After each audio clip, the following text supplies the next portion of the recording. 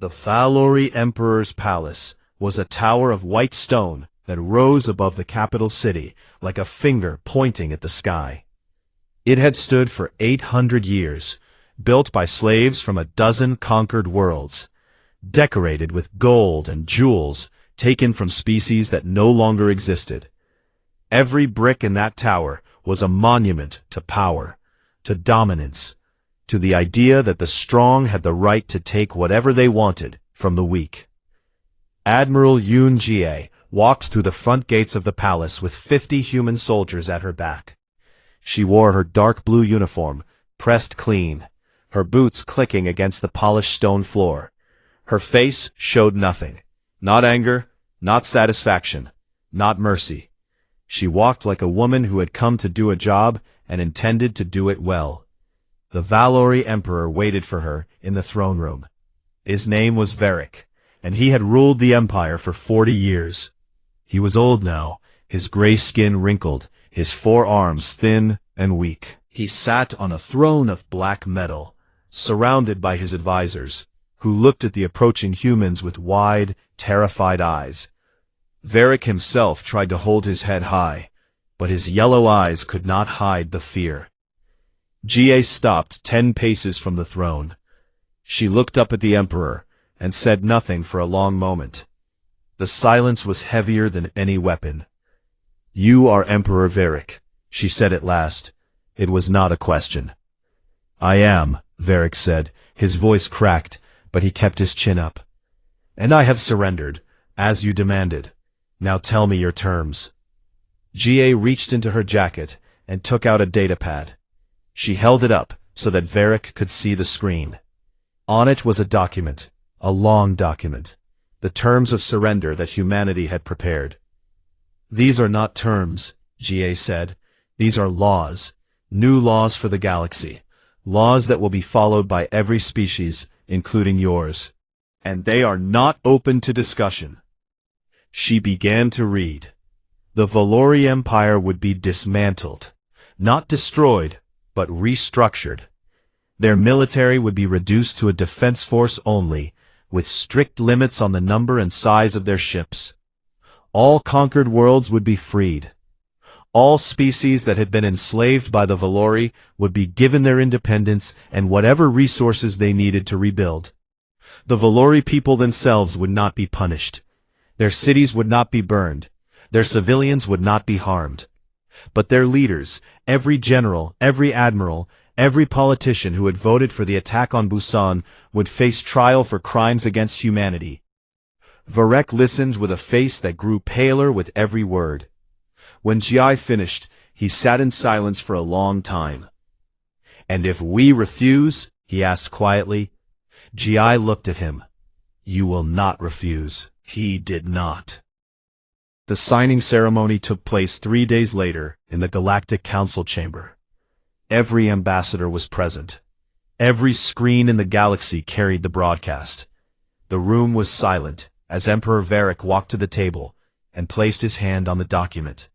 His advisors stood behind him, their heads bowed. On the other side of the table, Jie stood with her hands behind her back. Beside her stood Dohun, Sujin, Taeyang, and 100 other officers who had fought in the war. Behind them, visible through the chamber's great window, a line of human warships hung in orbit, like dark sentinels. Varric signed the document. His hands shook as he did it. When he was done, he looked at Jie and spoke in a voice that was almost a whisper. "You could have destroyed us," he said. "You had the power. Why did you not?" Jie looked at him for a long time. Then she answered, "Because we are not you." The words hung in the air like smoke. Every ambassador in the chamber felt them. The Karathi, who had laughed at Earth. The Melvori, who had called humans soft. The Tahari, who had tried to warn everyone. All of them heard those 4 words and understood, perhaps for the first time, what kind of species humanity really was. Not weak, not soft, not cruel, something more complicated. Something that could build weapons to crack open stars and then choose not to use them. Something that could destroy an empire in 3 days and then help rebuild it the next week. A species that carried both fire and mercy inside them, and had the wisdom to know when to use each one. After the ceremony, the galaxy changed. The Galactic Council rewrote its charter. For the first time, it included real protections for weaker species, real consequences for aggressive ones. A new defense force was created, led by a joint command that included humans. The days of empires taking what they wanted were over. Not because the galaxy had suddenly become good, but because the galaxy had learned to be afraid. Afraid of what would happen if they crossed the line that humanity had drawn. Ambassador Len of the Tahari was the first to speak publicly about what had happened. In an interview that was broadcast across the galaxy, he said something that became famous. For 80 years, we looked at humans and saw their kindness. We saw their schools, their hospitals, their charity missions. We saw them smile and shake hands and sign treaties. And we thought that was all they were. We were fools. Their kindness was not their weakness. It was their choice. And behind that choice was a strength so great that it took the destruction of an entire city to make them show it. I hope, for the sake of every species in this galaxy, that we never make them show it again. Do-hun returned to Earth 3 weeks after the surrender. The Baiko docked at the orbital station above Korea, and he took a shuttle down to the surface. He went straight to the hospital in Daegu where his mother was recovering. When he walked into her room, she was sitting up in bed, her legs in casts, her arms wrapped in bandages. She looked older than he remembered, smaller, but her eyes were the same, warm and kind and full of love. "My boy," she said and opened her arms. Do-hun crossed the room in 3 steps and held her. He held her carefully, afraid of her injuries, afraid of hurting her, but she pulled him close with surprising strength and pressed her face against his shoulder. "I thought I lost you," he said. "I am hard to lose," she said with a small smile. He laughed. It was the first time he had laughed in weeks. It felt strange, like a muscle he had forgotten how to use. Sujin went home too. She had no family waiting for her. Her parents had died years ago. She went back to her small apartment in Incheon, and sat on her bed, and stared at the wall for a long time. Then she got up, made a cup of tea, and sat by the window, and watched the ships move across the sky. She had done her job. She had done it well. That was enough. Taeyang was offered a promotion. Admiral Jie wanted him on her permanent staff. He accepted, but first he took a week off. He went to a small town in the countryside, a place with green hills and quiet rivers, and he sat under a tree and read a book, a simple book, a story about a boy and a dog. He read it 3 times. It helped him remember that the world was more than war. Sergeant An Yejin did not go home. She had no home to go to. Busan was gone, and everyone she loved was gone with it. Instead, she volunteered for the reconstruction effort. She went back to the place where her city had been and began to help build it again. Brick by brick, wall by wall. She worked every day from sunrise to sunset, and when someone asked her why, she said, "Because my son wanted to see the stars. The least I can do is build a city worthy of his dream." President Cha Eun-ji gave one final address to the people of Earth. She stood on a stage in Seoul, in front of a crowd of millions, with the evening sky above her filled with the lights of returning ships. "We did not want this war," she said. "We never wanted any war. For 80 years, we showed the galaxy the best of ourselves, our kindness, our generosity, our hope. And they mistook it for weakness. They thought that because we chose peace, we were incapable of war. They were wrong." She paused and looked out at the crowd. "But let me be clear. What we showed the galaxy these past weeks is not who we want to be. It is what we are capable of when we are pushed too far. The weapons will go back to sleep. The ships will go back to their hiding places. And we will go back to being the kind, peaceful species that sends doctors to dying worlds and teachers to backward planets. Because that is who we choose to be. She straightened her back and raised her voice. But know this, all of you, every species, every empire, every power in this galaxy. If you touch our home again, if you harm our people, if you mistake our mercy for weakness one more time, there will be no speeches, there will be no warnings, there will be no second chances, there will only be us. And we will not stop until there is nothing left of you but a memory and a lesson. The crowd did not cheer. They did not need to. They simply stood in silence and looked up at the sky, where the stars burned bright and cold and eternal. And somewhere out there, in the vast dark spaces between those stars, the galaxy listened, and the galaxy remembered. Humanity had put the mask of mercy back on. But everyone who had seen what was underneath knew the truth. The mask could always come off again. The Valori Empire had stood for over 1,000 years.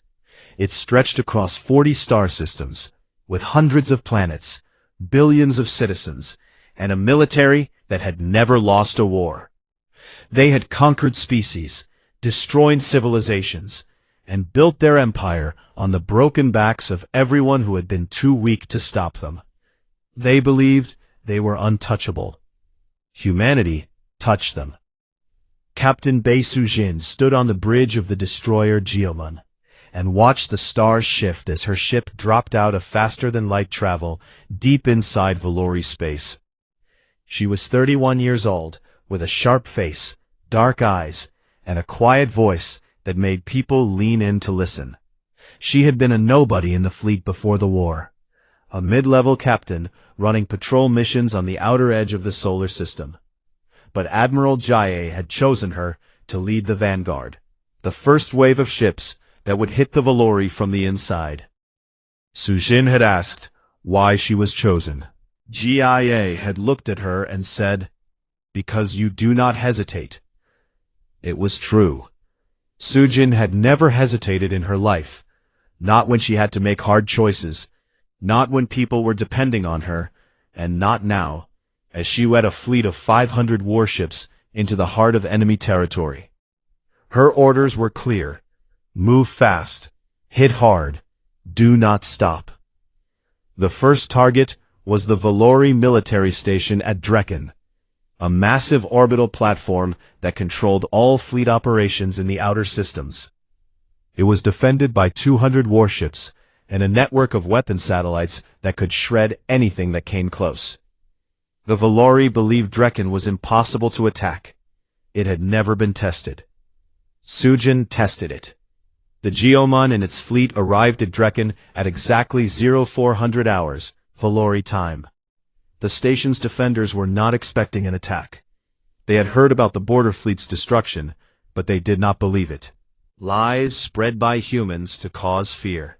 When Sujin's ships appeared on their sensors, there was a moment of pure confusion, then panic.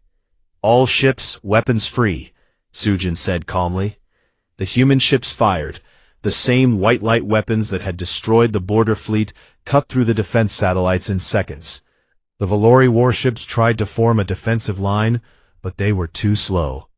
The human ships moved with a speed and coordination that the Valori had never seen.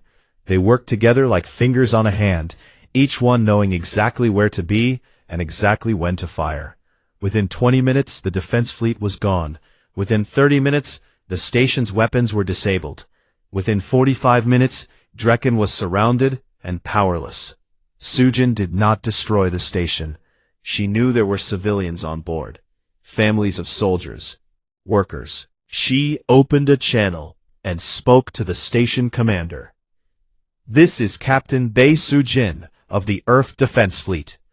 Your weapons are disabled and your fleet is gone. You have 1 hour to evacuate all civilians. After that, we will take control of the station. Any resistance will be met with force. This is your only warning." The station surrendered in 30 minutes. Not a single civilian was harmed. This was humanity's way, ruthless in battle, precise in destruction, but never cruel to those who could not fight back. They broke the Valori military with cold efficiency, but they did not massacre their people. They did not bomb their cities. They did not kill for revenge. They killed because it was necessary, and they stopped the moment it was not. The galaxy noticed this, and it confused them even more. While Sujin tore through the outer systems, the main fleet pushed deeper into Valori territory under Admiral Ga's command. Ko Taeyang, a young tactical officer aboard the Chonbo, had been given the task of planning the final assault on the Valori homeworld. Taeyang was 28 years old. He was thin, with glasses and messy hair, and he looked more like a university student than a military officer. But behind his soft appearance was a mind that worked like a machine. He could look at a battlefield and see every possible move, every weakness, every opportunity. Ga had once said that Taeyang saw war the way a musician saw music, as patterns and rhythms that others could not hear. For 3 days, Taeyang studied every piece of information about the Valori home system. He analyzed their defense networks, their fleet positions, their communication systems, their supply lines. He ran thousands of simulations on the ship's computers. He barely slept. He drank cup after cup of cold coffee and stared at holographic maps until his eyes burned. On the 3rd day, he walked into the command room and placed a data pad on the table in front of Admiral Gi. The Valori homeworld is defended by 1,000 warships, he said. They have orbital defense platforms, ground-based weapons, and 3 layers of shield generators. A direct attack would cost us at least 2,000 ships. Gi looked to him. And we are not going to make a direct attack. He pressed a button, and a holographic map of the Valori home system appeared. He pointed to a cluster of small moons orbiting the gas giant near the system's edge. Their communication relay is here, he said. It controls all coordination between their fleet and their defense platforms. If we destroy it, their ships will not be able to talk to each other. They will have to rely on visual signals and short-range communication. A fleet of 1,000 ships cannot function without coordination. They will become 1,000 individual ships, each one fighting alone. Gi studied the map. And the shield generators? The generators draw power from 3 fusion stations on the planet's surface. The stations are connected by underground cables. If we send a small team to the surface with precision charges, we can cut the cables without destroying the stations themselves. The shields will fall, and the stations will be undamaged. The civilians who depend on them for power will be safe. Gi looked at him for a long moment. Then she nodded. Do it. The operation began at dawn, Valori time. It was planned down to the second. First, a small group of stealth ships, led by Han Dohan on the Baiko, slipped past the outer patrols and reached the communication relay. Dohan had volunteered for the mission. He wanted to be in the fight. His ship moved through the darkness like a ghost, invisible to Valori sensors thanks to Project Ghost Step's stealth technology. Target in range, Yuna reported. Fire, Dohan said. A single shot. The relay exploded in a ball of white fire. Across the Valori home system, 1,000 warships suddenly went silent. Their screens filled with static. Their commanders screamed into communication devices that gave nothing back but noise. In 1 second, the most powerful fleet in the sector became blind and deaf. A team of ground soldiers dropped onto the planet's surface in small, fast landing craft. They were led by Sergeant An Yejin, a woman with short hair and a face like stone. She had lost her entire family in Busan, her parents, her husband, her 3-year-old son. She had not cried. She had simply walked into the recruitment center the next day and asked where she was needed. Her team moved through the Valori landscape in silence. The planet was beautiful, with tall purple trees and wide rivers of silver water. In other circumstances, Yejin might have stopped to admire it. But she did not have time for beauty. She had a job to do. They found the underground cables exactly where Taeyang's intelligence said they would be. Yejin placed the charges herself, her hands steady and sure. When the last charge was set, she looked at her team. Fall back. 2 minutes. They moved to a safe distance. Yejin pressed the trigger. The ground shook. 3 explosions, perfectly timed, cut the cables cleanly. Far above, the planetary shields flickered once, twice, and then went dark. Third, the main fleet attacked. 10,000 human warships descended on the Valori home system like a storm. Without coordination, the Valori fleet broke apart. Ships fired at each other by accident. Commanders made decisions without knowing what the rest of their fleet was doing. Some tried to form defensive groups. Some tried to run. Some charged straight at the human ships in desperate, suicidal attacks. None of it worked. The human fleet cut through them with terrible precision. Sujin led the vanguard from the front, her ship weaving through enemy fire like a dancer. Dohun brought the Baekho in from behind, hitting Valori ships from angles they could not defend. The Chonbal sat at the center and fired its main weapon, a beam of light so bright that it could be seen from the planet's surface. Every time it fired, a Valori ship ceased to exist. In 72 hours, it was over. The Valori homeworld was surrounded. Their fleet was gone. Their defenses were down. Their stations were captured or destroyed. The most powerful empire in the galaxy had been broken in 3 days by a species they had thought was weak. On the planet below, Valori citizens looked up at the sky and saw human ships blocking out the stars. They expected fire. They expected the same kind of destruction they had brought to Busan. But it did not come. Instead, a message was broadcast across the planet in the Valori language. It was Admiral Jie's voice, calm and clear. People of the Valori Empire, your military has been defeated. Your leaders chose to attack our home and kill our people. We have answered that attack. But we are not here to destroy you. We are not here to burn your cities or kill your children. That is what you did to us. We are better than that. We have always been better than that. Your emperor has 1 hour to surrender unconditionally. If he does, no civilian will be harmed. If he does not, we will remove him ourselves. On the bridge of the Chaunbol, Taeyang stood beside Jie and looked down at the planet. It was a beautiful world, blue and green, not so different from Earth. Do you think he will surrender? Taeyang asked. Jie looked at the planet with eyes that held no warmth. He will, she said, because for the first time in his life, he has no choice. 47 minutes later, the Valori Emperor's voice crackled over the communication channel. It was thin. It was broken. It was the voice of a man who had just realized that everything he believed about the universe was wrong. We surrender, he said, unconditionally, and just like that, the war was over. But the story was not. The Galactic Council Chamber erupted into chaos the moment Admiral Yoonjie's broadcast ended. Representatives from 12 species shouted over each other, their voices mixing into a storm of noise that echoed off the tall stone walls. Some were angry. Some were afraid. Some did not know what they were feeling at all. The Valori ambassador, Duroc, stood in his place with his 4 arms crossed. He was trying to look calm, but his yellow eyes moved too quickly. He had not expected this. The humans were supposed to beg.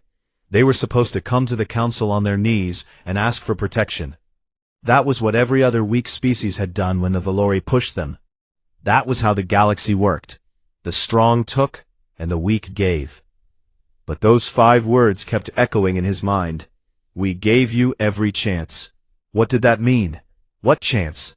Humans had no real military. Earth had a small defense fleet. A few hundred ships at most, barely enough to patrol their own solar system. They were a charity species, a species that built hospitals on dying worlds and sent teachers to backward planets. They were not warriors. They could not be warriors. Could they? Ambassador Len of the Tahari sat in the back of the chamber and watched the panic with quiet eyes. He was the only one who was not surprised. He had tried to warn the council. Years ago, he had submitted a report about humans, about their history, about the two great wars they had fought among themselves, wars so terrible that they had nearly destroyed their own planet, about the weapons they had built, about the fact that humans were the only species in known space that had invented nuclear weapons before they had invented faster-than-light travel. Humans had built the power to end their own world before they even left it. His report had been ignored. The council had looked at Earth's smiling ambassadors and its charity programs and decided that humans were harmless. Len had known better, and now the galaxy was about to learn. The first reports came in 6 hours after GA's broadcast. A Karathi trading vessel on the edge of human space sent a panicked message to the council. "There are ships," the captain screamed. "Thousands of ships. They came out of nowhere. They are everywhere." The message cut off. The ship was not destroyed. It was simply surrounded and told to leave. The humans did not fire a single shot. They did not need to. The sight of 10,000 warships appearing out of the darkness was enough. The Galactic Council demanded answers. How did Earth have 10,000 warships? Where had they come from? Every species had intelligence networks.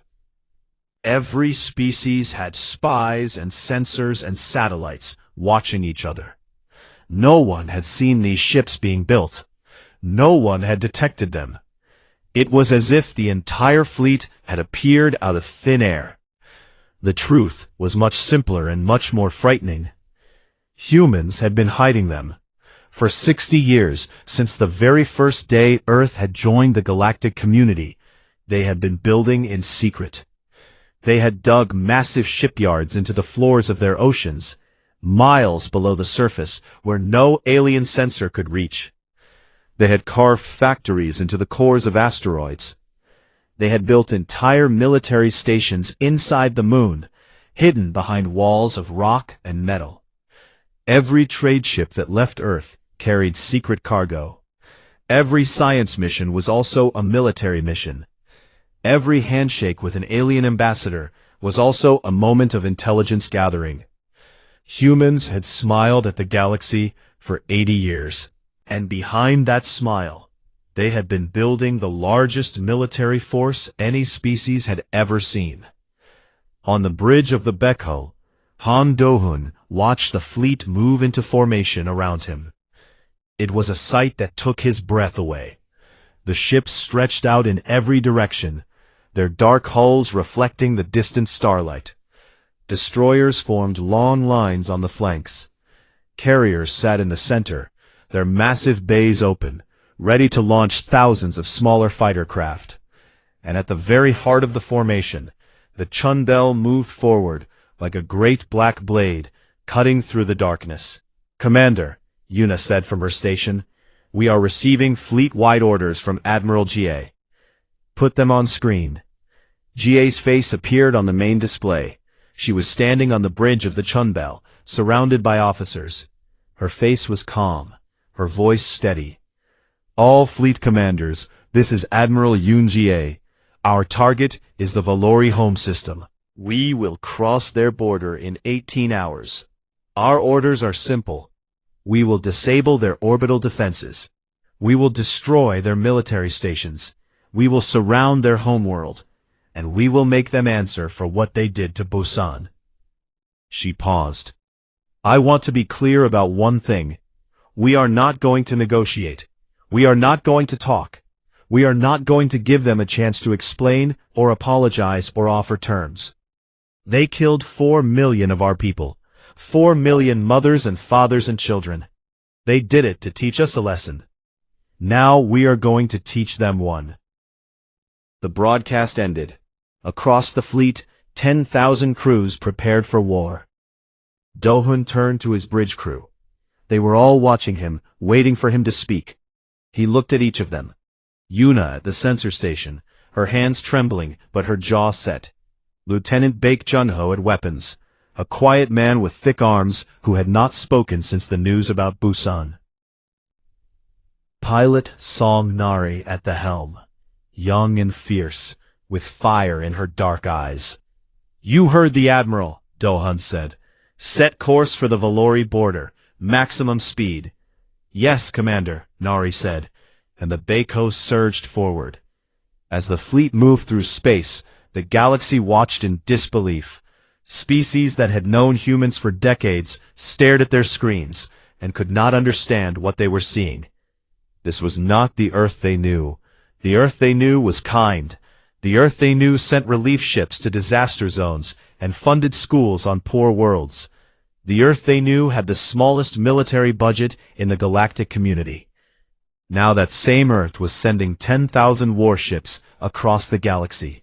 Ships that were faster, bigger, and more heavily armed than anything the Valori had. The Karathi ambassador sent a private message to the Valori. "You need to run," it said. "You need to leave your home system and scatter your fleet. You cannot fight this." Durok read the message and laughed. "They are humans," he said. "They will lose their nerve. They always do." He was wrong. At the Valori border, a line of 600 Valori warships waited. They were large, powerful ships, each one carrying enough firepower to level a city. Their commanders were confident. 600 ships was a massive force. No species in the galaxy had ever challenged such a fleet. The human fleet arrived 17 hours and 42 minutes after GA's broadcast. They dropped out of faster-than-light travel in perfect formation, spreading across the Valori border like a wave of shadow. The Valori commanders looked at their screens, and for the first time, they felt something they had never felt before. Fear. The human fleet outnumbered them almost 20-1, and the ships were not like anything they had expected. They were sleek, dark, and covered in weapon systems the Valori had never seen. Some of the larger ships had hull plating so thick that the Valori sensors could not even measure it. The Chenbol alone was bigger than any 5 Valori ships combined. The Valori fleet commander, a decorated officer named Torin, opened a communication channel. "Human fleet, this is Commander Torin of the Valori Imperial Navy. You are entering sovereign Valori space. Turn back, or we will open fire." There was a pause. Then a human voice came through the channel. It was Do-hun. His voice was flat and empty. "No." That was all he said. One word, then the channel closed. Torin stared at his screen. In his 40 years of service, no one had ever said no to him. Not like that. Not with such complete and total absence of fear. "Open fire," Torin ordered. The Valori ships fired everything they had. Thousands of energy beams and missiles streaked across space toward the human fleet. It was a wall of destruction, enough to melt a moon. The human fleet did not dodge. It did not scatter. Instead, the ships activated Project Iron Wall. A shimmering barrier of blue energy appeared in front of the fleet, stretching across thousands of kilometers. The Valori weapons hit the shield and vanished. Every beam, every missile, all of them were absorbed like rain falling into the ocean. Torin watched his entire opening attack disappear into nothing. His blood went cold. "That is not possible," he whispered. Then the human fleet fired back. The human weapons were something the galaxy had never seen. They were not energy beams or missiles. They were something else entirely. Thin lines of white light shot from the human ships, moving so fast that the Valori sensors could not track them. When they hit a Valori ship, the ship did not explode. It simply came apart. The metal broke into pieces. The engines went dead. In seconds, a fully armed warship became a dark, drifting wreck. In 12 minutes, the entire Valori border fleet was destroyed. Not a single human ship was damaged. On the bridge of the Chan Bol, Admiral Ga watched the last Valori ship go dark. She felt nothing. No satisfaction, no pride, only a cold emptiness where her mercy used to be. "Open a channel to the Galactic Council," she said. The council chamber appeared on her screen. Every ambassador was staring at her with wide, terrified eyes. Even Duroc had lost his confident smile. His yellow eyes were filled with something Ga recognized. Understanding. The kind that comes too late. "This is Admiral Yoon Ga of the Earth Defense Fleet," she said. "We have destroyed the Valori border fleet. We are now entering Valori space. We did not want this war. We spent 80 years trying to avoid it. We fed your hungry. We healed your sick. And in return, you burned our city and killed our people." She leaned forward. "The mask is off. You are now seeing what humanity really is. And I promise you, every single one of you, that you will never forget it." The channel closed. The fleet moved forward. And behind them, 600 broken Valori ships drifted silently in the dark. A warning, written in metal and fire, for anyone who thought about following. For 3 days after the attack on Busan, Earth said nothing. No speeches, no threats, no demands for justice. The communication channels that connected Earth to the rest of the galaxy went dark, one by one, like candles being blown out. Ambassadors were called home, trade ships turned around. Diplomatic offices on alien worlds locked their doors and went silent. Within 48 hours, every single human being working outside of Earth's solar system had been quietly recalled. The galaxy noticed, and the galaxy was confused. In the halls of the Galactic Council, the alien representatives whispered to each other. They had expected Earth to come crying.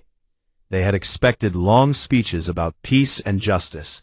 They had expected humans to beg the Council to punish the Valori Empire. They ran to the Council and asked for help.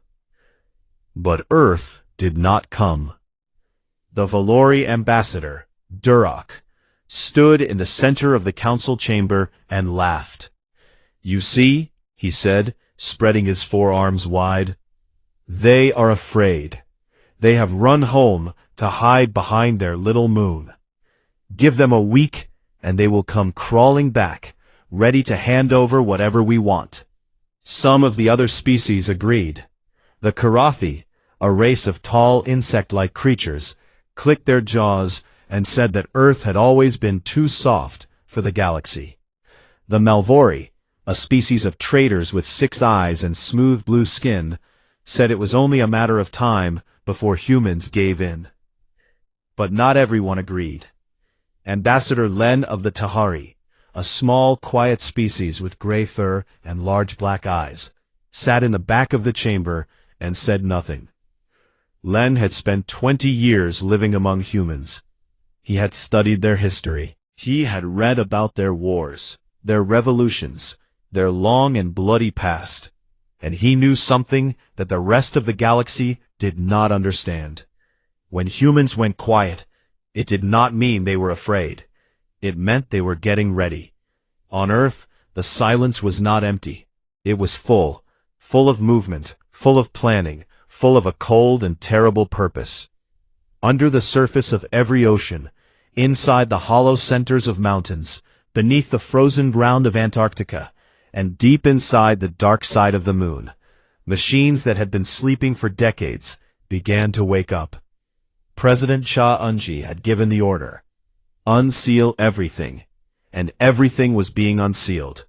Admiral Yoon Ji received her appointment on the second day of silence. She was called to the underground command center beneath Seoul, and told that she was now the supreme wartime commander of all Earth forces. She was 46 years old, with sharp features and black hair cut short above her shoulders. She had spent her career in the fleet, rising from a simple pilot to the highest ranks of the Navy. She was known for 2 things, her brilliant mind and her complete lack of fear. When she walked into the command center for the first time, she found a room full of generals and admirals, all of them looking at her with tired, angry eyes. A massive holographic map of the galaxy floated in the center of the room. Red dots showed the positions of Valori ships. Blue dots showed Earth ships. There were far more red dots than blue, or so it appeared. Ga studied the map for a long moment. Then she turned to the room. "Show me the real map," she said. Defense Minister Park Ji-woo hesitated. Then he pressed a sequence of codes into the console. The map changed. The blue dots multiplied.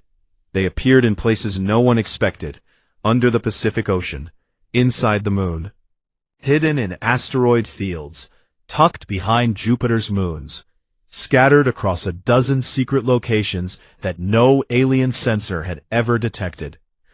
The room was silent as the true size of Earth's military appeared on the map. Where before there had been a few hundred ships, now there were thousands. 10,000 warships, carriers, destroyers, siege ships, and things that did not even have names yet. Ships that had been built in secret over the course of 60 years, hidden from the galaxy behind layers of lies and misdirection. Ga looked at the map and nodded slowly. "Good," she said. "Now show me the weapons." Ji-woo brought up a second display. It showed a list of classified projects, each one more terrifying than the last. Project Sunfall, a weapon that could cause a star to release a targeted burst of radiation. Project Iron Wall, a network of defense satellites that could create an energy shield around an entire planet. Project Ghost Step, a new engine technology that allowed ships to move faster than anything in the galaxy. And at the very bottom of the list, marked with a red warning symbol, was Project Last Light. No one in the room wanted to talk about Project Last Light. "We built all of this?" asked General Oh Han-yeol, a young woman with round glasses and a calm voice. She had been promoted only a month ago and was still learning the full scope of Earth's secrets. "We built it because we knew this day would come," Ga said. "Humans have always prepared for war, even when we prayed for peace. It is in our nature. We smile and shake hands and sign treaties, but we never stop building walls. We never stop sharpening swords. Because we know, better than any species in this galaxy, that the universe does not care about kindness." She turned to the room. "Here is what we are going to do. We are going to stay silent for 4 more days. We are going to let the Valori think we are afraid. We are going to let the entire galaxy believe that Earth is broken. And while they are laughing at us, we are going to move every ship, every weapon, and every soldier into position. When we are ready, we will speak. And when we speak, every species in this galaxy will hear us." No one argued. No one questioned. They had seen Busan. They had seen the ashes. They were done with questions. Over the next 4 days, Earth became a machine of war. Factories that had been making cars and electronics switched to building weapons and ammunition. Shipyards that had been making cargo vessels began producing warships at a speed that would have shocked the galaxy. Men and women who had been teachers, doctors, farmers, and engineers lined up at recruitment centers by the millions. Not because they were forced, because they wanted to. On the 3rd day, Han Do-hoon received new orders aboard the Baekho. He was to bring his ship to a set of coordinates near the edge of the solar system and join the gathering fleet. When he arrived, he could not believe what he saw. Ships. Thousands and thousands of ships. They filled the space around him like a swarm of dark birds. Carriers the size of small cities. Destroyers bristling with weapons. Fast attack ships that moved like shadows. And in the center of it all, a ship he had never seen before. It was enormous, black as night, and shaped like a blade. Its name was written on its hull in simple white letters. Chenbol. It meant heaven's punishment. Do-hoon stared at it through the window of his bridge. Yuna stood beside him, her mouth open. "Where did that come from?" she whispered. "From below," Do-hoon said quietly. "They built it under the ocean, under the Pacific, if the rumors are true. It has been down there for 30 years, waiting." Waiting for what? For today. On the fourth day, a message arrived on Do-hun's personal screen. It was from the survivor registry. He opened it with shaking hands. The message was short. His mother's name was on the list. She was alive. She had been pulled from the rubble of her apartment building with 2 broken legs and burns on her arms, but she was alive. Do-hun sat down in his chair and covered his face with his hands. He did not cry. He had forgotten how, but something in his chest loosened, just a little, just enough to let him breathe. That night he walked through the corridors of his ship and looked at the faces of his crew.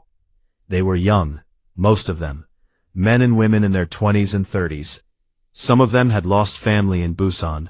Some of them had lost friends. All of them had the same look in their eyes. Not fear, not sadness. Something harder. Something that did not have a name. He stopped in front of a young engineer named Kwan Mirei.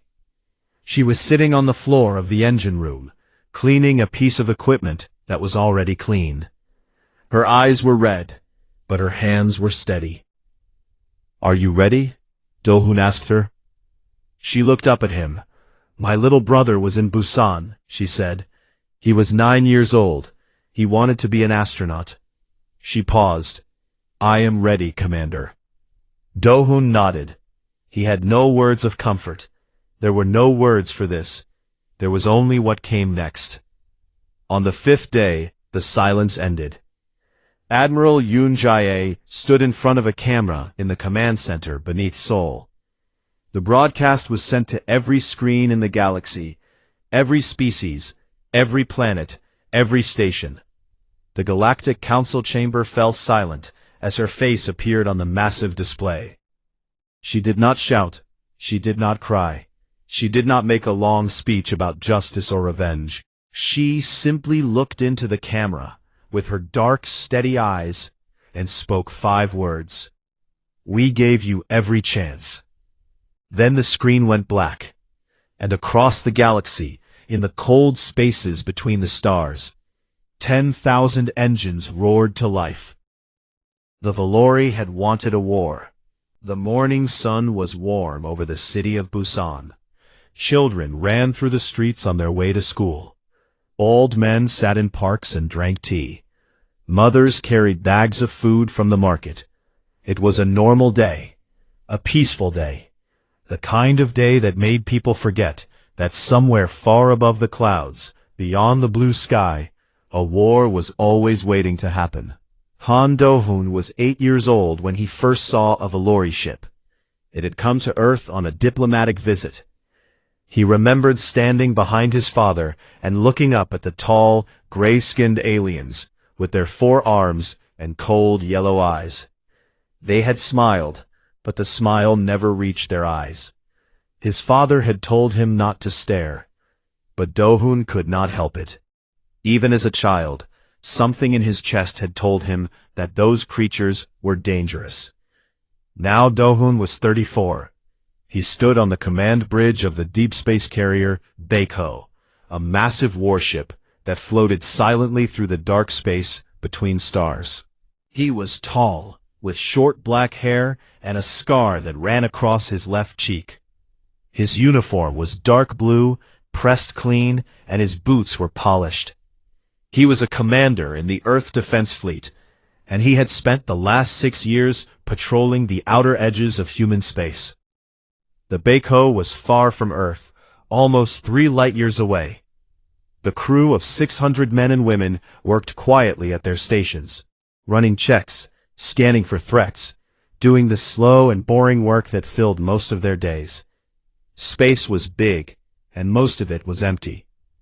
Do-hun stood near the main window and looked out at the stars. He thought about home. He thought about his mother, who lived alone in a small apartment in Busan. He thought about calling her when the next communication window opened. He never got the chance. The first sign of trouble came at exactly 9:47 in the morning, Earth time. A young officer named Shin Yuna looked up from her screen with wide eyes. She was small, with her hair pulled back tight, and she had only been on the ship for 3 months. Her voice shook when she spoke. "Commander, I am picking up a priority signal from Earth Command. It is marked as a code black."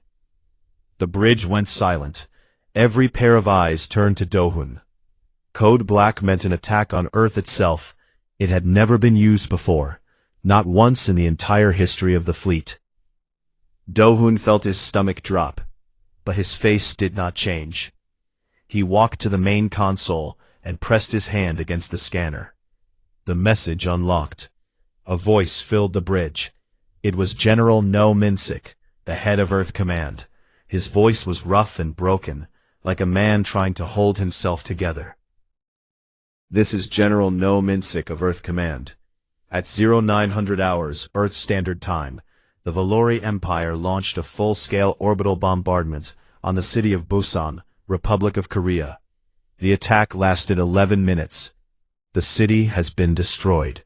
Casualty estimates they are beyond count. We believe over 4 million people are dead. Emergency services are overwhelmed. The Valori fleet has pulled back to high orbit and is holding position. They have sent a single message to the Galactic Council, claiming that the attack was a punitive action for Earth's refusal to hand over mining rights to the Kuiper Belt. This is not a drill. All fleet commanders are to hold position and await further orders. Do not engage. I repeat, do not engage. No Minsik, out." The message ended. The bridge was completely silent. Do-hun stood still. His hands were at his sides. His fingers curled slowly into fists. Busan. His mother lived in Busan. Yuna was the first to speak. Her voice was barely a whisper. "Commander, Busan that is your home." Do-hun did not answer. He could not answer. His mind was full of fire. He could see the streets he had walked as a child. The market where his mother bought fish every morning. The park where his father used to take him. The school where he had learned to read. All of it was gone, turned to ash in 11 minutes. He closed his eyes. He breathed in slowly. He breathed out. When he opened his eyes again, they were cold. Not angry, not sad, just cold, like something inside him had been turned off. "Get me a full status report on the fleet," he said. His voice was steady. "I'll want to know the position of every Earth ship within 5 light years." "Yes, Commander," Yuna said quickly, turning back to her console. Across the galaxy, the news spread like fire. The Galactic Council, a group of 12 alien species that governed interstellar law, held an emergency meeting. Representatives shouted and argued. Some called the attack terrible. Others said Earth had brought it on itself by refusing to share its resources. The Valori ambassador, a tall creature named Duroc, stood at the center of the chamber and spoke with a calm voice. "Earth was warned," Duroc said. "They were told to hand over the mining rights to the Kuiper Belt. They refused. The Valori Empire does not make empty threats. The strike on Busan was a lesson. We hope Earth has learned it. If they have, there will be no more blood." Many in the council nodded. Earth was a young species. They had only been part of the galactic community for 80 years. They were seen as soft, emotional, and weak, a species that talked about peace and kindness and sent doctors and food to other planets. A species that signed every treaty and followed every rule. The Valori believed they could push Earth around because Earth had never pushed back. They were wrong. On Earth, the news of Busan hit like a second bomb. Every screen, every phone, every display on the planet showed the same images. A city that had been home to millions was now a flat, burning wasteland. Smoke rose so high that it could be seen from space. Rescue ships flew in circles, searching for survivors, but there were very few to find. People did not cry at first. They were too shocked. They stood in the streets and stared at the screens and said nothing. Then slowly, the shock turned into something else, something deep and hot and old, something that humans had carried inside them since the very first days. when they had fought with stones and fire just to survive. Anger. Not the kind of anger that makes people shout. The quiet kind. The kind that sits behind the eyes and waits. The kind that plans. In the capital city of Seoul, the World Council met in a sealed chamber deep underground. Leaders from every nation on Earth sat around a long table. At the head of the table sat President Cha Eun-ji. She was a small woman with gray hair and sharp eyes. She had been a soldier before she was a leader, and she still carried herself like one. "How many dead?" she asked. 4 million confirmed, said Defense Minister Park Ji-woo. He was a large man with a deep voice and hands that never stopped shaking since the news came. "The number will rise. The radiation alone will kill thousands more in the coming weeks. And the Valori fleet? Still in high orbit. 23 warships. They are not moving." Eun-ji looked around the table. She saw the faces of every leader on Earth. Some were crying. Some were angry. All of them were waiting for her to speak. "They think we are weak," she said quietly. "They think that because we chose peace, we are not capable of war. They think that because we send medicine and food to dying worlds, we do not know how to kill." She paused. "They are about to learn how wrong they are." A holographic display appeared in the air above them. It showed a list of projects, names that had been buried in classified files for decades. Projects that no alien species had ever heard of. Projects that the people of Earth themselves had never been told about. "Unseal everything," Eun-ji said. "Every weapon, every ship, every project we have hidden since we first made contact with the galaxy. All of it." Park Ji-woo stared at her. "Madam President, some of those projects were sealed for a reason. If the galaxy finds out what we have built—" "The galaxy just killed 4 million of our people," Eun-ji said. Her voice did not rise. It did not need to. "Let them find out." Back on the Baiko, Do-hoon stood alone in his quarters. He held a small photograph in his hand. It showed a woman with kind eyes and a warm smile. His mother. He did not know if she was alive or dead. The communication lines to Busan were all destroyed. There was nothing but static. He placed the photograph on his desk and looked at it for a long time. "I am coming home," he whispered, "and I am bringing the storm with me." Outside the window, the stars burned cold and silent. But somewhere far away, on a small blue planet, humanity was waking up. And for the first time in 80 years, the galaxy was about to see what humans really were.